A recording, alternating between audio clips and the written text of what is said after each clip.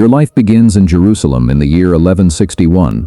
If your expectation of King Baldwin IV is a shining knight on a white horse leading crusaders into battle, you are not completely wrong, but you are missing almost the entire story. You are born the crown prince of the Kingdom of Jerusalem, a fragile Christian state surrounded by enemies on every side. From the moment you take your first breath, war is already your inheritance. At 8 years old, something strange is noticed. Your tutor, William of Tyre, realizes you do not flinch when your arm is pinched hard. Doctors are called. They stick needles into your skin and burn small hairs near your wrist. You feel nothing. The diagnosis comes slowly and quietly: leprosy. In the 12th century, leprosy is not only a disease, it is a social and spiritual death sentence. Most people who contract it are cast out of cities, forced to carry bells so others can avoid them. You are the future king of the most contested land on earth, and your body has already begun to betray you. Your father, King Amalric, keeps the diagnosis secret for as long as possible. You continue training with the sword even though your right hand is slowly going numb. You continue riding even as feeling leaves your legs. By the age of 9, you already understand what is coming.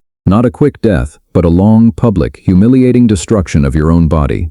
When your father dies in 1174, you are crowned King Baldwin IV at only 13 years old. The disease is already visible on your face. The barons look at you with a mixture of pity and cold calculation. A sick king means a vulnerable kingdom, and vulnerability invites invasion. Outside your borders, Saladin is watching carefully, waiting for the moment the Leper King becomes too weak to hold Jerusalem. You refuse to wait for that moment. At 16, you lead an army into battle for the first time, not from the rear but from the front, with hands that can no longer properly feel the sword hilt and a face already marked by the disease. At the Battle of Montgisard, you face Saladin's far larger army, and somehow win one of the most shocking victories of the Crusades. For a brief moment, the Christian world calls you a hero. You know the truth. Your body will never be stronger than it is on that day. After Montgisard, the disease accelerates. By 18, you can no longer grip a sword with your right hand. You switch to your left. When that too begins to fail, you adapt again. You lead from horseback, giving orders while your generals carry out the fighting. You do not retire, you simply change how you command. By 20, you are nearly blind. Your face is heavily scarred. Your hands are almost useless. Walking without help becomes difficult,